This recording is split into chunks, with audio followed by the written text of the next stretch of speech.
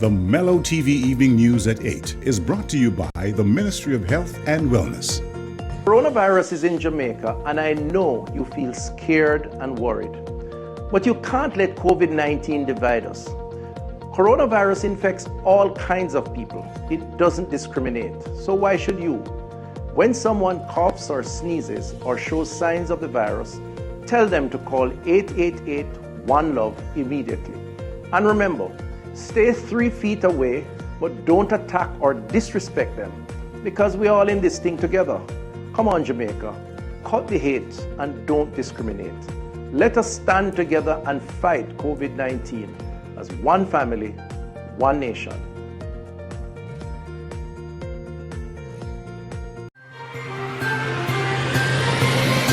Tonight, Prime Minister Andrew Holness expresses concerns about violent politics in Jamaica.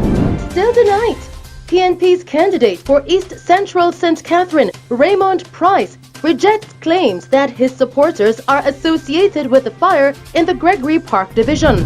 And search launched for 16-year-old Manifa Wedderburn of 9 Miles Bull Bay, missing since August 17.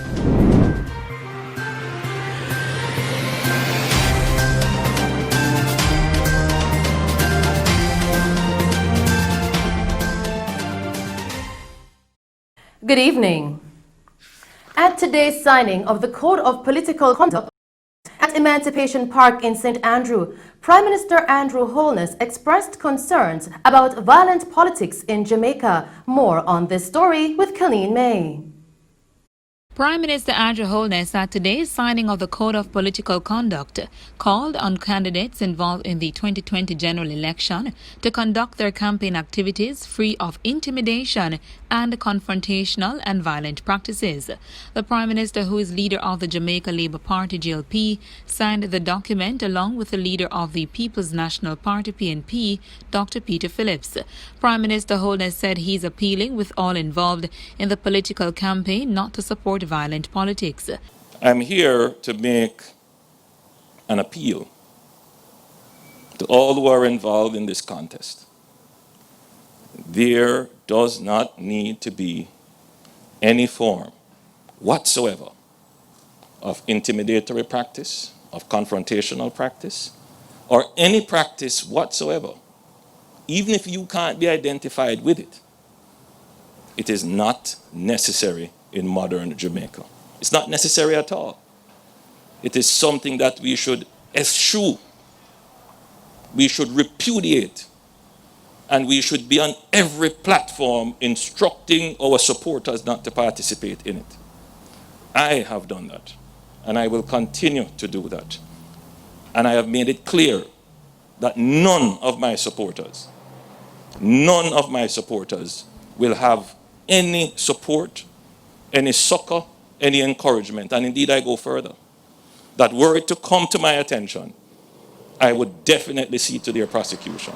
Prime Minister Holness also said that when the Jamaica Labour Party wins the election, it will bring a law into effect to eliminate political crime in Jamaica. Were the Jamaica Labour Party, which we will form the next government, we will bring a law to classify hate crimes in Jamaica. Not just political hate crimes, but crimes that can be seen to be motivated by the characteristic of a person.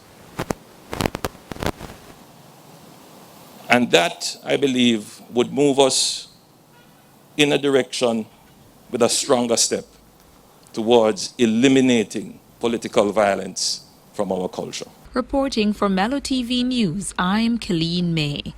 Still making news tonight, the People's National Party's candidate for East Central St. Catherine, Raymond Price, has rejected claims that his supporters are associated with the fire at a house in the Gregory Park division of his constituency.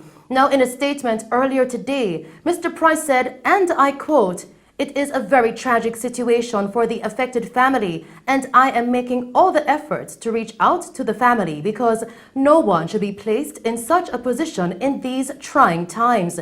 End quote. Mr. Price also stated that his campaign is fueled by the peaceful, warm, and enthusiastic reception of his supporters.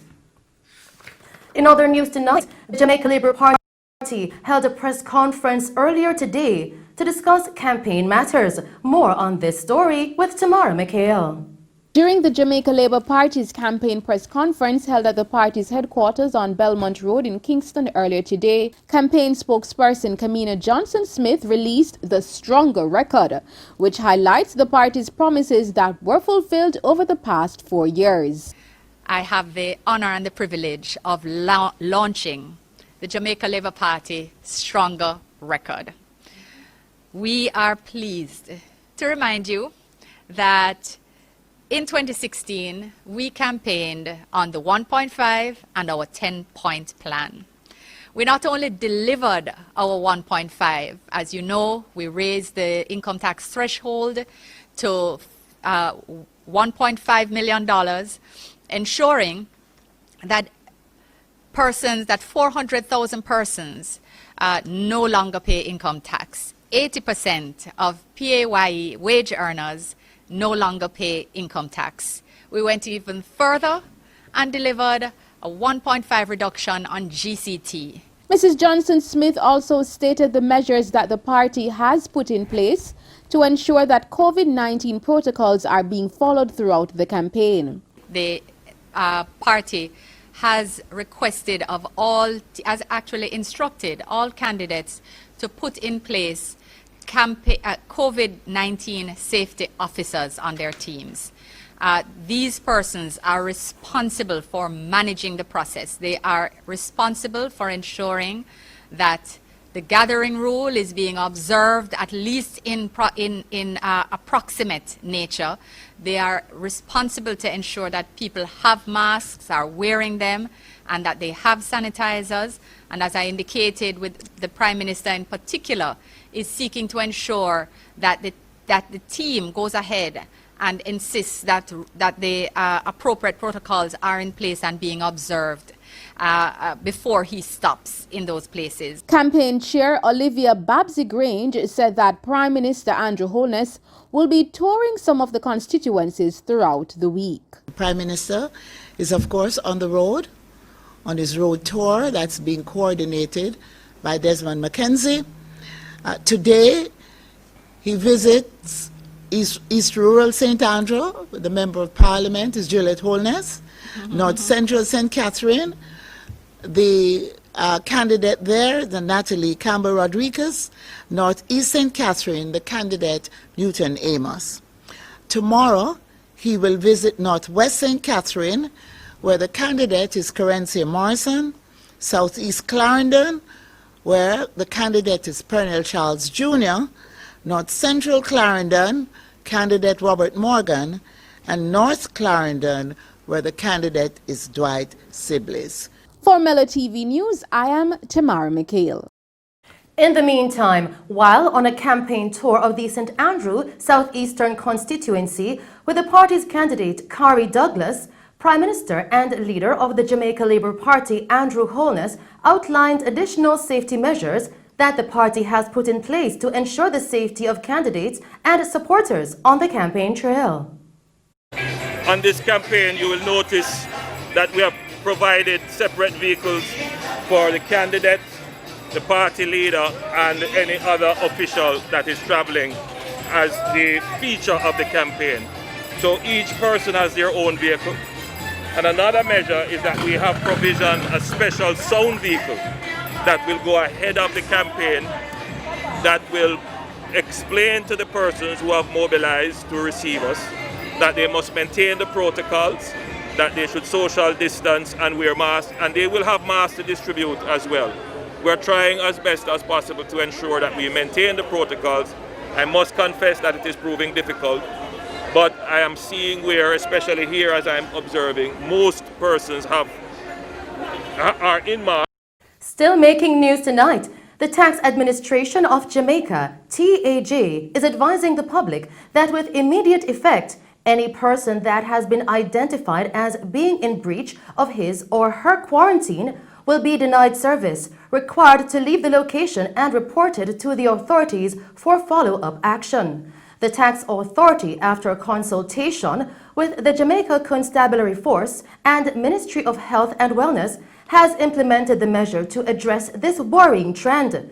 The TAJ is encouraging persons to utilize their online services instead of visiting the tax office via the TAJ's website at www.jamaicatax.gov.jm. For further information, persons can call the Tax Administration's Customer Care Center at 888-TAX-HELP. That's 888-829-4357, or by visiting the website at www.jamaicatax.gov.jm.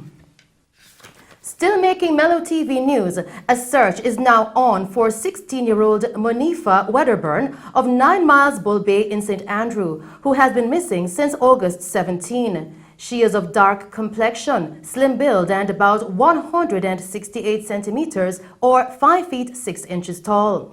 Reports coming into our news center are that Monifa was last seen at home wearing a pink top, floral pants and brown slippers. She has not been heard from since then.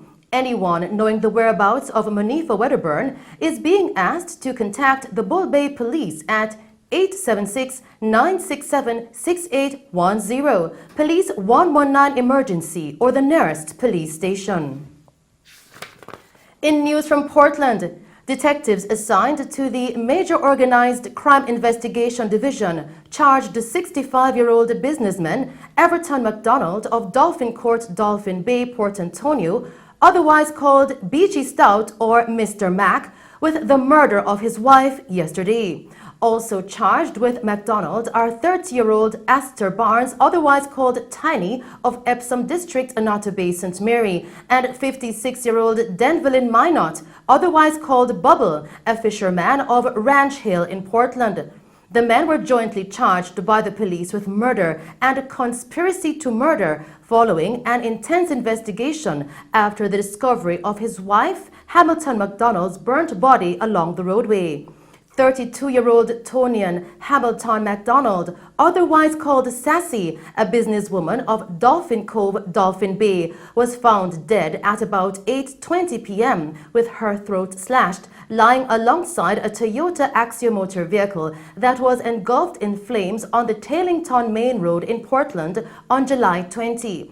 Now, based upon ongoing investigations, MacDonald is a person of interest in matters of a similar nature. Still making news tonight, following the release of dancehall artist Leroy Russell Jr., popularly known as Tommy Lee Sparta, who was released from the Freeport police station on Monday after being detained under the state of emergency SOE for over a month in St. James.